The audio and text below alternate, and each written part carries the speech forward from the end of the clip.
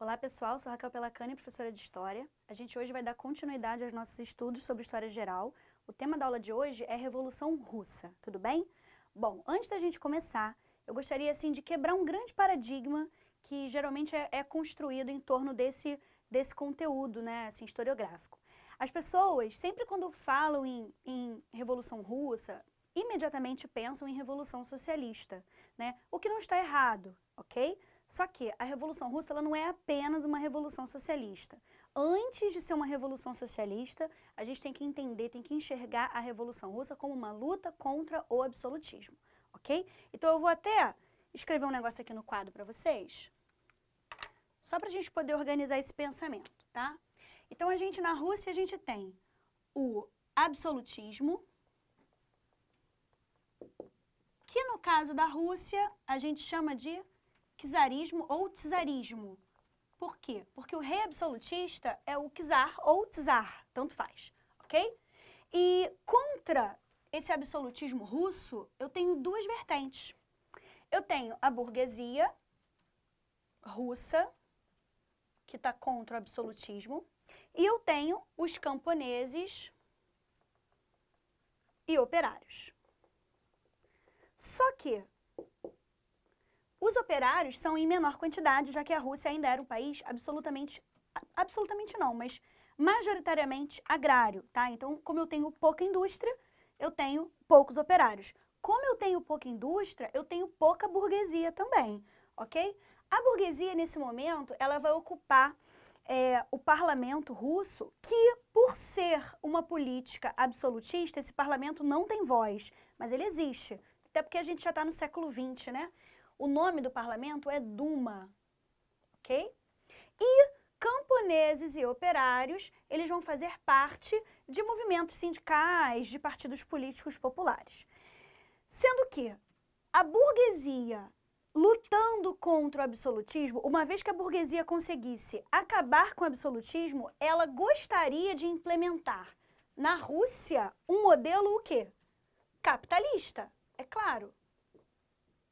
Por que capitalismo, gente? Porque dentro do capitalismo a burguesia seria dona dos meios de produção, seria a classe superior, a elite, a que lucrava, né? Então, para a burguesia, o capitalismo é muito mais interessante, ok?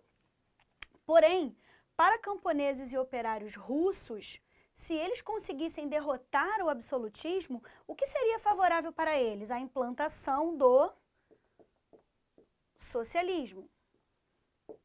Então, é claro que existe essa reflexão com relação à Revolução Russa ser uma revolução socialista, né? No entanto, gente, o início do problema não é esse. O início do problema é vamos acabar com o absolutismo. Uma vez o absolutismo findado, o que nós vamos fazer com a Rússia? Entendeu? Então, assim, cuidado, tá? Cuidado, porque essa reflexão ela é muito importante e muitas pessoas nem chegam a pensar sobre isso. A gente pode, inclusive, comparar, nesse primeiro momento, a Revolução Russa com, por exemplo, a Revolução Francesa, quando a gente tinha a burguesia francesa, né, querendo acabar com o absolutismo, com o reinado, né, do Luís XVI, e eu tenho camponeses e operários franceses que, quando estiveram no comando da Revolução, fizeram, né, tomaram medidas muito de esquerda, por exemplo, né, eles aboliram a escravidão, eles desejavam reforma agrária, né? Eles limitaram os preços, controlaram o lucro da burguesia, fizeram voto universal.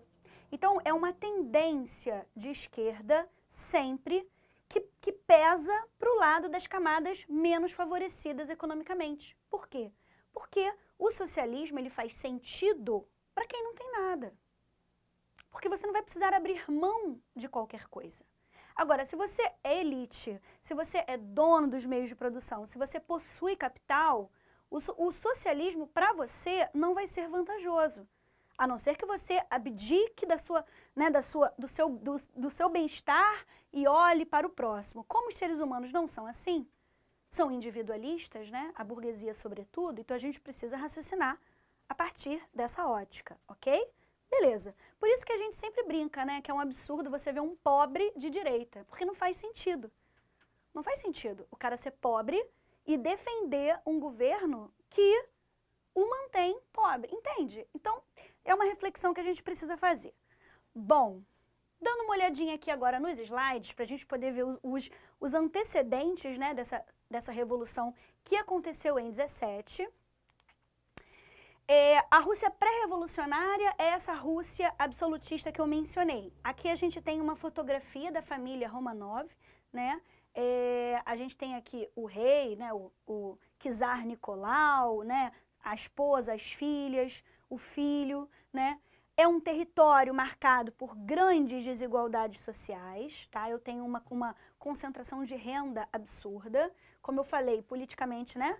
É uma monarquia absolutista. A esmagadora maioria estava no ambiente rural, como a gente já falou também, né? A Rússia ela era majoritariamente rural. As condições de exploração do trabalho eram precárias, não havia legislação trabalhista alguma, e eu já estou no século XX, tá? É importante frisar isso, porque parece que eu estou falando de idade moderna ainda, de tão atrasada que era a situação russa.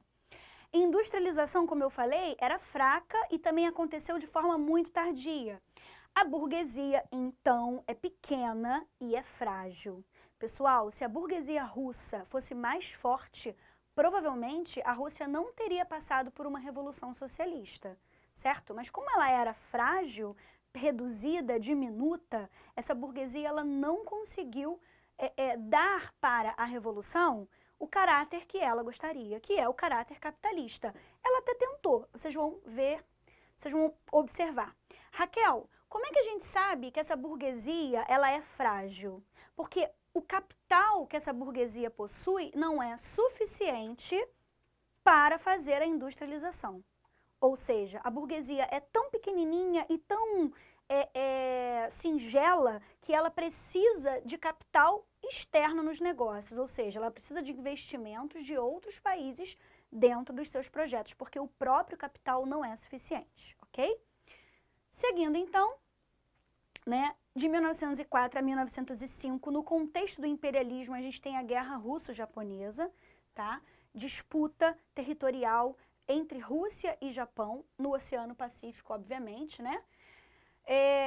A Rússia queria se expandir territorialmente, o Japão tinha o mesmo objetivo, os objetivos se chocaram porque o alvo desse expansionismo era o mesmo, tá?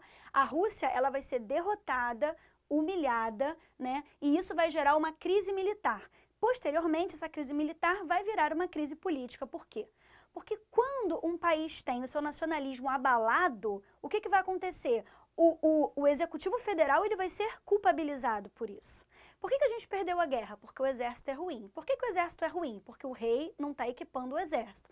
Por que o rei não está equipando o exército? Porque ele é um péssimo administrador. A coisa sempre cai na culpa, ainda mais sendo um monarca absolutista que realmente concentrava os poderes em suas mãos. Então, se não fosse ele a fazer, quem seria, né? Então, de qualquer forma, aqui já se inicia uma insatisfação muito grande com relação ao czar Nicolau. Bom, aí, em 1914, inicia-se a Primeira Guerra Mundial, assunto que nós já tratamos, e vocês viram que a Rússia, ela faz parte do conflito, pelo menos nos primeiros anos. Em 1917, ela acaba se retirando, mas em 14, ela faz parte, o Nicolau, né, o czar russo, ele faz questão da participação da Rússia, mesmo sem condições bélicas, mesmo sem condições financeiras, sem tecnologia, mas ele está de olho no território sérvio, que era dominado pelo Império Austro-Húngaro, que estava do outro lado da guerra. A Rússia, ela entra ao lado da Inglaterra e da França contra, né, a Alemanha e a Itália, e o Império Austro-Húngaro, obviamente. Bom, depois da Guerra Russo-Japonesa, o exército russo ele entra na Guerra Mundial completamente desacreditado, tá? Completamente desacreditado. O esforço para se manter na guerra vai gerar consequências muito drásticas, consequências negativas, porque a Rússia não tem grana para manter esse negócio funcionando. Então, assim, a produção vai ficar desorganizada, porque a guerra vai ser priorizada e não o abastecimento da população. que eu acabei de falar, gerar crise de abastecimento, é claro. Então, assim, se uma fábrica, se uma indústria produz alimento, vai deixar de produzir alimento e vai passar a produzir, sei lá, enlatados para alimentar os soldados. E aí a população, ela vai ficar carente de algumas necessidades, né? Gerando essa crise de abastecimento. A Rússia vai recorrer a empréstimos estrangeiros, então ela vai começar a se endividar, né? E a insatisfação popular quanto à permanência da Rússia na guerra vai ser muito grande, né? Porque a população vai ver uma guerra que para ela não faz o menor sentido, né? Realmente, era uma guerra expansionista, né? Capitalista. A Primeira Guerra Mundial é uma guerra por territórios, por domínio territorial de colônias, né? Na África, na Ásia, na Oceania, é uma consequência do imperialismo, como nós vimos, ok? Então, a população vai pressionar pra caramba, né, a Rússia para sair da guerra. E aí a crise política vem com força total, né? A Primeira Guerra Mundial intensifica a crise política que já havia começado com a Guerra Russo-Japonesa. Bom, a insatisfação popular muito grande, né? Todo mundo querendo o fim da monarquia absolutista, querendo o fim do sistema czarista, né? E aí eu tenho partidos políticos que vão começar a surgir, na verdade já existem, mas aqui eles vão ganhar muito número, assim, eles vão engrossar mesmo, tá? Os dois principais e que nós precisamos conhecer, porque vão começar a ditar as regras, né, da própria revolução, é o partido dos bolcheviques e o partido dos mencheviques. Em russo, bolchevique significa maioria, menchevique significa minoria. Então, se a gente olhar aqui para o quadro e a gente perceber quem estava contra o absolutismo, e a gente vai ver que é a burguesia e que são os camponeses e operários, obviamente a gente já sabe quem é a maioria e quem é a minoria aqui, né? Vou até pegar uma outra cor. Olha só. Esses caras são os... Aliás, não vou nem botar. Esses caras são os mencheviques, minoria, e esses são os bolcheviques, maioria. É claro, os mais pobres são sempre maioria numa organização capitalista, ok? Só beber um gole d'água, já que eu tô aqui.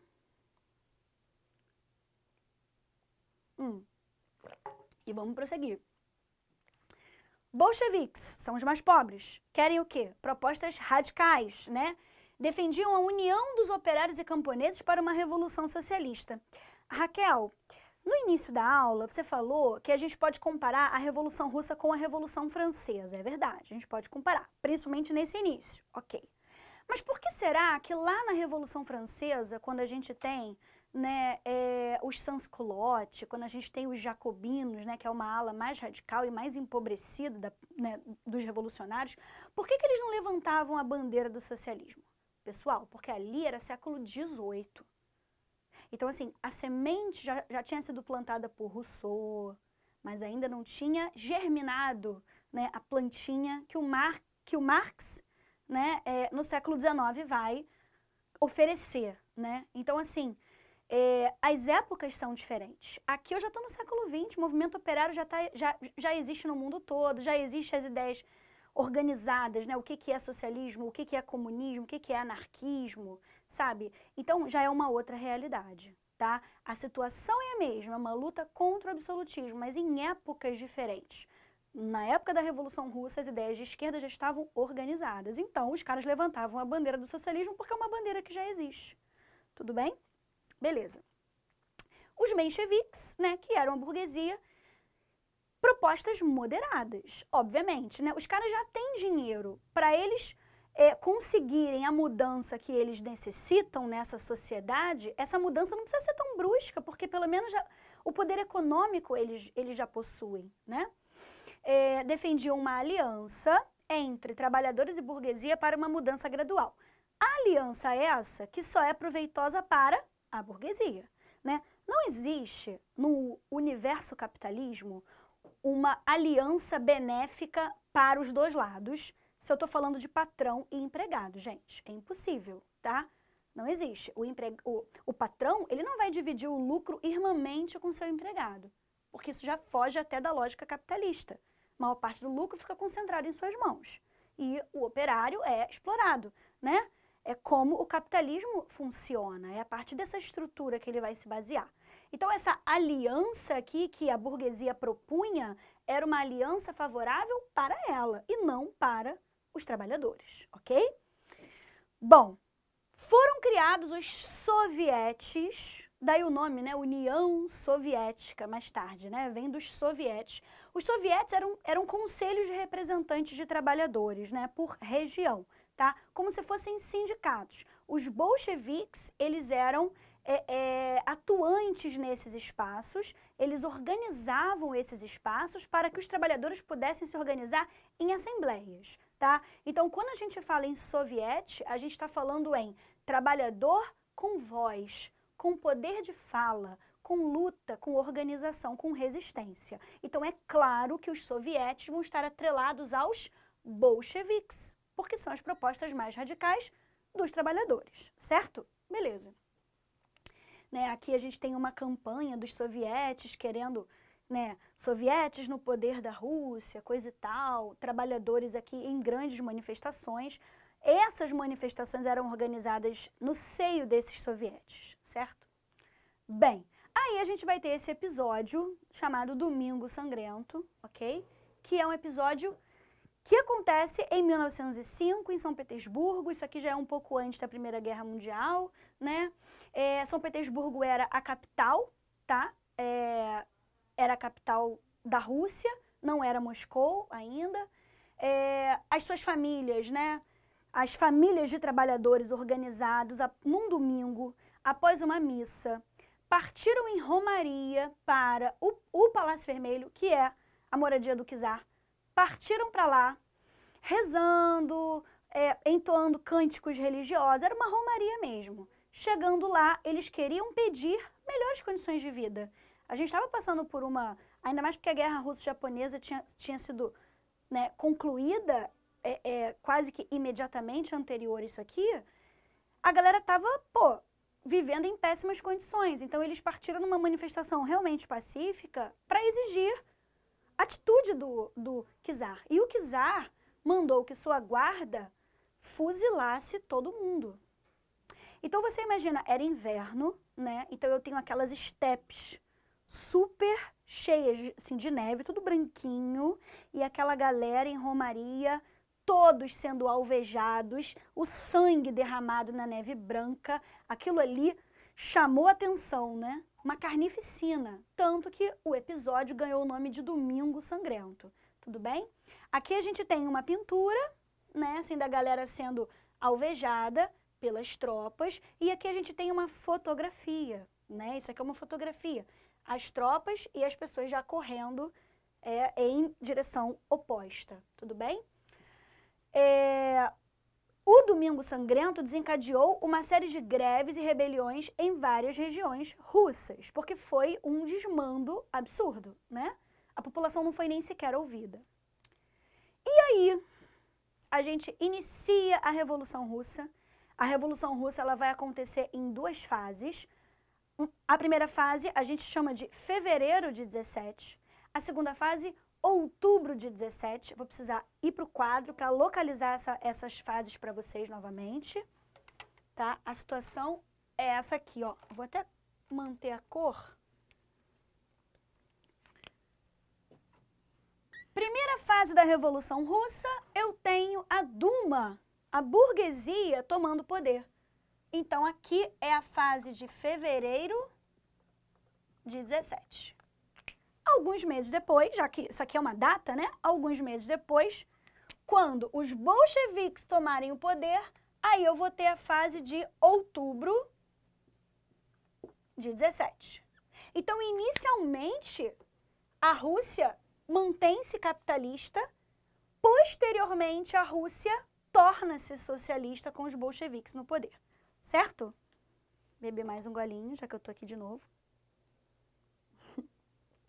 E vamos seguir. Bom, esse cara aqui é o Georgy Lvov e esse é o Alexander Kerensky. Os nomes são péssimos, afinal é russo, né? Mas a gente vai precisar se acostumar com eles.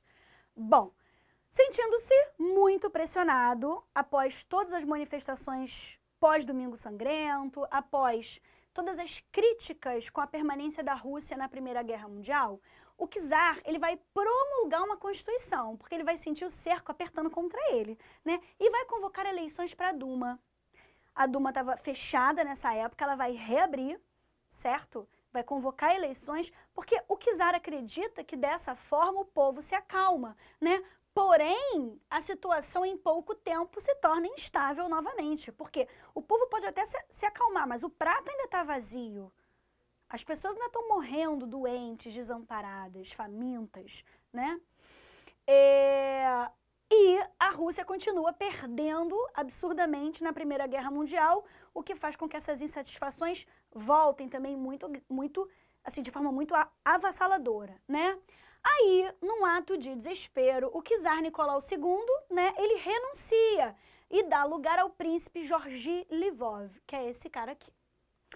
O Georgi Lvov, coitado, não tem, né, o pulso que o Nicolau II tinha, né?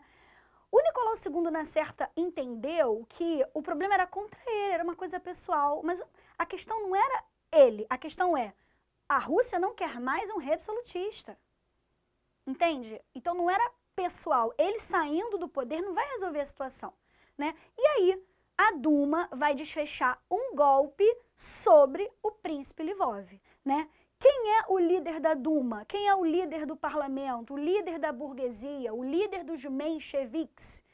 Alexander Kerensky, esse cara aqui, tá?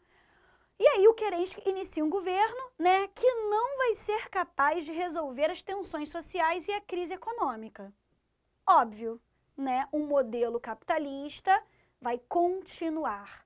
Para o pobre, nada vai mudar, porque eu tenho um rei absolutista, o rei absolutista sai do poder e entra um líder burguês, que vai continuar explorando do mesmo jeito. Para a burguesia, resolveu. A burguesia queria poder político? Agora tem. Mas e para os camponeses e operários? Nada foi solucionado. Por isso que eles não se aquietam, eles não se conformam, iniciam a segunda fase da Revolução, que é outubro de 17. Aqui sim vão aparecer os nomes mais famosos que a gente tem, como Vladimir Lenin, Leon Trotsky, né? Mais tarde o Joseph Stalin vai aparecer também. Bom, como eu disse, o povo está insatisfeito. O povo que eu digo são os mais pobres. Estão insatisfeitos com o Kerensky, né? Os bolcheviques vão ficar cada vez mais fortes e os sovietes vão crescer muito, tá?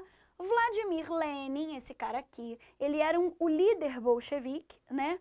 E ele vai resumir os interesses bolcheviques num lema chamado paz, terra e pão. O paz, terra e pão é super famoso, vocês precisam conhecer isso aqui. O que significa cada elemento desse lema? Paz é, queremos a Rússia fora da Primeira Guerra Mundial. Então, paz. Vamos assinar o Tratado de Paz e acabou a guerra para a Rússia, porque a guerra é uma torneira aberta jorrando dinheiro fora. Terra, reforma agrária. Os camponeses querem suas terras, querem se organizar em cooperativas para não precisarem mais vender sua força de trabalho de maneira exploratória para os donos das terras, que são os nobres, né? E pão, fim da fome. Resolver a situação econômica que assola e mata o pobre de fome, ok? Então, o paz, terra e pão é o lema bolchevique. Pensando nisso, né, e levantando essa bandeira, o Lenin conseguiu muito mais adeptos, né?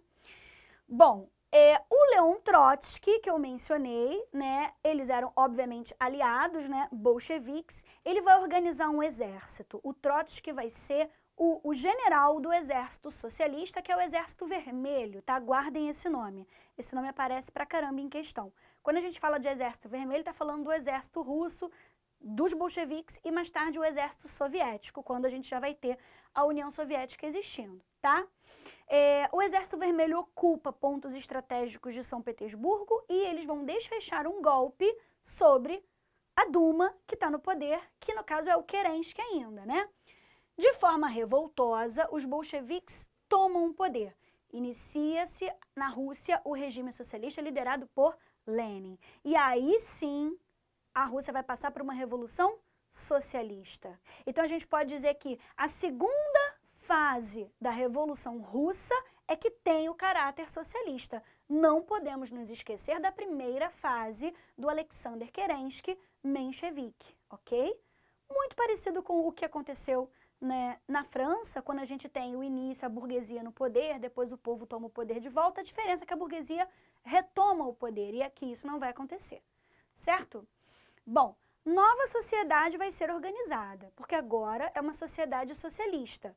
Quais medidas serão tomadas pelo Lenin, né, para iniciar essa transição? Bom, fábricas, bancos e estabelecimentos comerciais vão ser nacionalizados. Tudo agora é do governo. E quem é o governo? É o povo. Quem governa? É o Lenin? Não, são os sovietes. O povo, dentro de cada soviete, vai governar a partir de assembleias. Então eu vou ter, sei lá, vamos aqui imaginar, o soviete lá de São Petersburgo, eu vou falar São Petersburgo porque eu não... que aqui vai virar Leningrado, né? Eu não sei o nome de vários lugares da Rússia, né? Aqui vai virar Leningrado, por conta do Lenin. Depois, na época do Stalin, vira Stalingrado, né? Então, em um dos sovietes lá, o soviete número, sei lá, número 13, dane-se, 13. O cara chega e fala, não, é porque eu quero propor uma lei aqui. Um operário, um camponês qualquer. Eu quero propor uma lei, a lei tal. Aí todo mundo vai votar no soviete dele para ver se essa proposta de lei é bacana. Se a galera aprovar, essa proposta de lei, ela vai para todos os sovietes e todo mundo vai votar. Assim o governo era feito. O Lenin, ele organizou o negócio, o esquema, vai ter um soviete aqui, outro ali, não sei o quê, mas ele não governava. O Lenin, ele era um cara realmente adepto do socialismo, tal qual ele é organizado, né? Tal qual ele foi pensado e imaginado. E assim, né, as normas, né, assim, digamos, estabelecidas, né? Bom, como eu falei, operários tornaram-se responsáveis pela gestão das fábricas. Então, a fábrica não tem mais dono, a fábrica é do governo. E quem é o governo? O povo. Então, os operários que trabalham numa fábrica são os diretores dessa fábrica. E o lucro, obviamente, é absolutamente dividido, né? A Rússia sai da Primeira Guerra Mundial e é assinada a Reforma Agrária, tá? Então, a gente tem realmente um início de um socialismo real na Rússia. Aqui a gente tem uma fotografia que eu considero incrível de um dos sovietes. Olha só que bacana. A galera ali amontoada. Vocês estão vendo que algumas pessoas estão assim, umas espécies de torres, né? Escadas. Os caras estão ali para contar os votos. Então, a gente percebe que o povo reunido, votando, pedindo coisas, querendo lei, governando, ok? Muito bacana, né? Vamos seguir. Bom, obviamente que a burguesia não vai olhar isso com bons olhos, né? Ela vai achar isso um despautério, né? Ela vai perder capital, ela vai perder terra, ela vai perder tudo, né? E vai organizar um exército para lutar contra o Exército Vermelho, que vai ser o Exército Branco, ok? E esse Exército Branco vai ganhar apoiadores estrangeiros. Por quê? Porque a Europa está desesperada. Porque se o socialismo entrou em vigor na Rússia, e se essa moda pega? E se os movimentos de esquerda de todos os países se inspiram na Rússia e o negócio acaba dando certo? Então, assim, era melhor fazer o socialismo na Rússia dar errado para não virar exemplo em seus países, né? Então, por isso que eu tenho Estados Unidos, França e Inglaterra apoiando o Exército Branco contra o Exército Vermelho dos bolcheviques, ok? Exército Branco e Vermelho iniciam um conflito chamado Guerra Civil, porque é uma guerra dentro de uma mesma civilização, é russo contra russo, né? Bolchevique contra menchevique. Porém, o Exército Vermelho sai vitorioso. Mesmo com o apoio estrangeiro, o Exército Vermelho sai, quer dizer, o apoio estrangeiro ao Exército Branco, o Exército Vermelho sai vitorioso, porém, gente, é uma guerra civil. A economia que já era frágil ficou absolutamente devastada, devido à Guerra Civil. Então agora o Lenin tem nas mãos uma Rússia, né, uma guerra civil que durou 3 anos, uma Rússia devastada economicamente. Fica difícil continuar fazendo a transição para o socialismo numa Rússia tão devastada, ok? E aí o Lenin vai, né, criar uma solução que a gente vai ver daqui a pouco chamada NEP, New Economic Politic, ou seja, nova política econômica, tá? Bom, logo assim que acaba a Guerra Civil, em 22, é criada a União das Repúblicas Socialistas Soviéticas, ou União Soviética, como a gente costuma falar, por isso que a gente escreve assim, ó, o RSS, União das Repúblicas Socialistas Soviéticas, uma confederação de 7 repúblicas, tá? Que anteriormente formavam todo o Império Russo, né? A monarquia acabou. Durante a história da União Soviética inteira, até ela terminar em 1991, tá? Em 56, né, a última alteração vai ser feita e a federação vai contar com 15 repúblicas. Então a gente tem uma certa ampliação disso aí, tudo bem?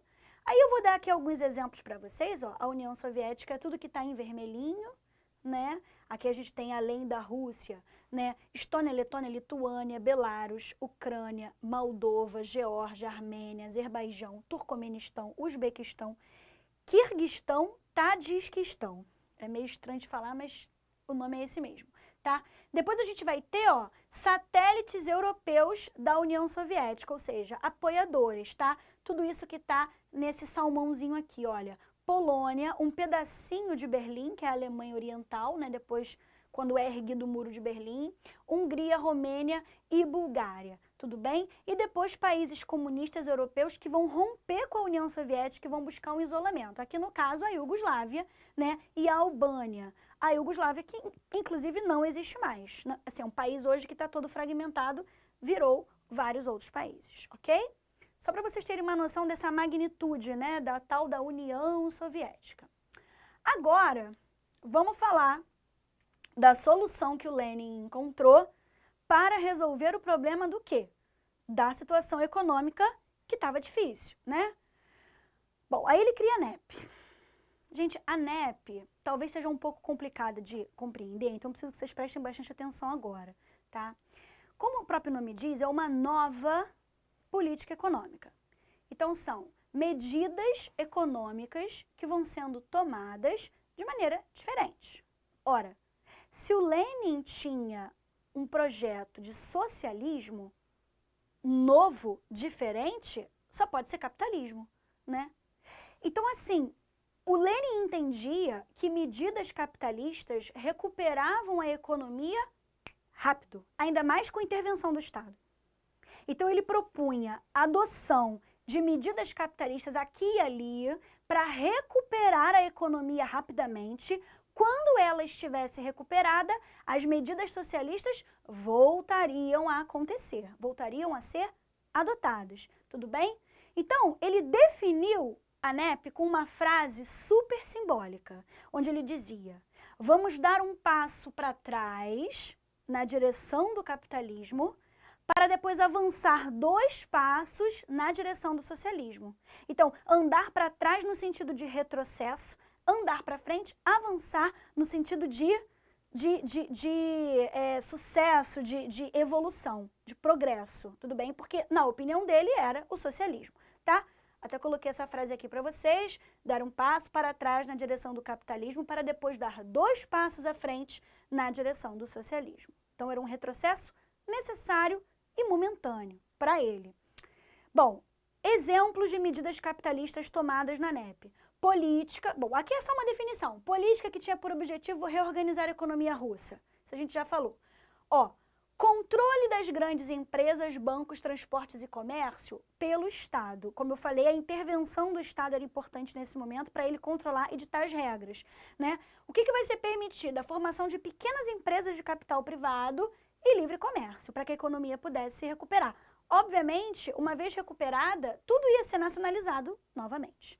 Bom, aqui, além, né, do Lenin e além do Trotsky, eu tenho o cara que aparece pela primeira vez, que é o Joseph Stalin, tá? Vai dar uma treta danada. Por quê? Porque o Lenin vai morrer. Ele vai ter tifo, vai morrer. Aliás, tifo não, sífilis. Vai até dar uma leve enlouquecida, assim, porque é uma doença que traz problemas mentais. Ele vai ficar meio louco, vai morrer. E vai ser substituído por alguém. E aí, o Trotsky, que é o líder do Exército Vermelho, e o Stalin, que é o presidente do Partido Comunista, ele é o primeiro secretário, né, do Partido Comunista, eles vão entrar numa disputa entre quem vai suceder o Lenin. Quem vai decidir isso? Ué, como que tudo é decidido na União Soviética nesse momento? Pelos sovietes, certo? Então, nos sovietes, um deles vai ser escolhido. Tudo bem? Calma que eu não vou dar spoiler, não. Daqui a pouco vocês vão saber quem. Aliás, vocês já sabem, né, provavelmente. O Adeus a Lenin, né, aqui a gente tem uma fotografia, a gente já percebe no semblante, né, que ele não estava mentalmente legal, ele estava sem condições realmente de continuar, né. Em 1924, a NEP ainda estava em andamento e ele contrai sífilis e morre, tá? Como eu falei, a morte dele vai desencadear uma disputa pelo poder da União Soviética entre Stalin, que é o secretário-geral do Partido Comunista, e o Trotsky, que é o líder, o general do Exército Vermelho. Então eram duas pessoas de destaque dentro dessa organização soviética bolchevique, né? Bolchevique, tá certo. Só que eles discordavam, sabe? Cada um apresentava um projeto. O Trotsky tinha um projeto mais parecido com o Lenin. Como assim? É um projeto de fizemos a nossa parte na União Soviética, fizemos a nossa parte na Rússia, o povo russo está no poder nos sovietes, agora a gente se afasta e deixa o povo governar. A gente se afasta e vai, sei lá, para outro país ajudar outra galera a fazer revolução socialista. O nosso trabalho aqui está feito. Então o Trotsky buscava um afastamento do poder e tomar rumo para outros países para ver se ele poderia auxiliar outros grupos de esquerda a fazerem suas revoluções socialistas. Esse era o projeto do Trotsky. O Stalin não. O Stalin, ele não quer se afastar do poder, ele quer se aproximar do poder. O Stalin diz o seguinte, não, o líder é necessário, o povo sozinho não está acostumado a governar, ele precisa de uma tutela. E o povo, tão ingênuo, acabou achando que essa ideia era boa. E nos sovietes, quem vai ser escolhido? O Stalin. Então, assim, vai ser a pior coisa que os sovietes, a pior decisão tomada, daqui a pouco vocês vão entender por quê. Vamos dar uma olhadinha aqui nessas diferenças, já que eu já mencionei, só para a gente organizar o pensamento. Stalin desejava consolidar o socialismo na União Soviética e só depois exportá-lo para outros países. Ou seja, não, eu ainda vou ficar por um tempo aqui. Mais tarde eu levo o socialismo para o resto da galera. Deixa o negócio consolidar. Na opinião do Trotsky, o trabalho já estava feito, já estava consolidado, né? Trotsky desejava exportar imediatamente o socialismo para outros países, ou seja, aqui na Rússia já resolvemos, agora deixa o povo tomar conta e a gente mete o pé, né?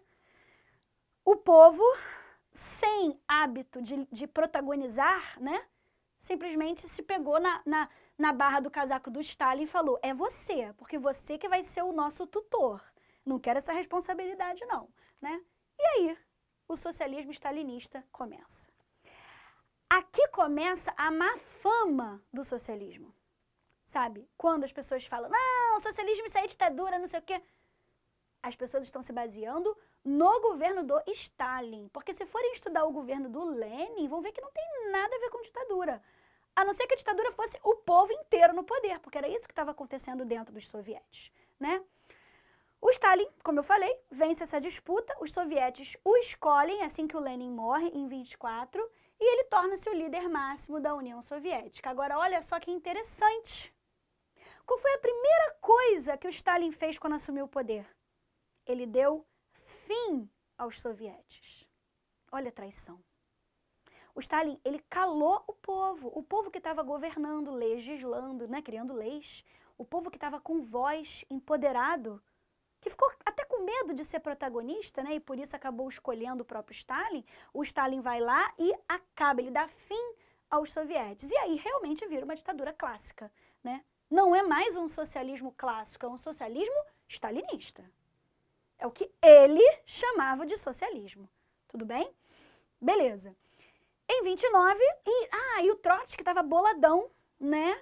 Já tinha sido expulso da União Soviética, obviamente, porque o Trotsky estava achando aquilo tudo um absurdo, né? Tinha ido para o México, foi buscar exílio no México. Lá ele ia até ajudar, assim, a galera a fazer uma revolução e tal, né? Só que aí o Stalin manda matar, quer dizer, não sabemos, mas o Trotsky foi assassinado. Provavelmente, né, o Stalin mandou assassinar. Essa é, assim, é o boato que rola, tá? A gente tem certeza? Não, mas a gente sabe que provavelmente foi isso aí mesmo. Enfim, Stalin ordenou a expulsão de Trotsky, que se exilou no México, foi assassinado em 40, porque estava rolando um boato de que ele ia voltar, né? Seus aliados na União Soviética foram assassinados também, no mesmo período. Então, assim, matou o chefe, matou a galera junto. Ser amigo do Trotsky nessa época não era muito legal. A política, como eu falei, autoritária e centralizadora do Stalin eliminou os sovietes, né? Eliminando o poder político do povo. Então, não é mais a ditadura do proletariado. Agora é a ditadura do Stalin mesmo, é uma ditadura real, tá? Política stalinista representou um desvio, isso aqui é muito importante, um desvio dos ideais revolucionários de Lenin. Então, aquilo que os bolcheviques queriam, paz, terra e pão, sovietização, o Stalin acabou em 2 tempos, né? Muito provavelmente, se fosse o Trotsky, ele daria continuidade aos trabalhos do Lenin e a situação teria sido outra, né? E aí é fogo, isso vai implicar em várias coisas, né? Isso vai implicar, né, na má fama do socialismo, né, das ideias de esquerda. Isso vai implicar no insucesso da União Soviética no fim da Guerra Fria. Isso vai implicar numa série de coisas. Isso vai implicar até no sucesso da União Soviética na Segunda Guerra Mundial, também tem efeitos positivos, né? Então, assim, como teria sido, a gente não sabe, a gente só imagina, mas de fato, como foi dessa forma, né? O Stalin, ele fez uma ditadura clássica, onde a gente não consegue mais identificar se aquilo é direita, se aquilo é esquerda, a gente só entende que é uma ditadura pessoal, assim. O Stalin, ele fez muitos inimigos durante toda a sua vida, ele era um cara absolutamente detestado dentro da própria União Soviética, né, com muitos inimigos políticos, morreu completamente sozinho, abandonado pela família, né, morreu na companhia apenas de uma empregada, né, assim, que trabalhava para ele, que era a única pessoa que tinha alguma afeição por ele. O resto da galera abandonou ele de lado mesmo, tipo, deixou ele de lado, porque ele era um cara, gente boa beça. Ok, galera? Bem, espero que vocês tenham gostado, tenham compreendido, né? E na semana que vem, então, a gente vai falar de Segunda Guerra Mundial. Eu não sei do que a gente vai falar não, mas acho que é isso aí, tá? Na semana que vem você vai descobrir. Muito obrigada. Tchau, tchau.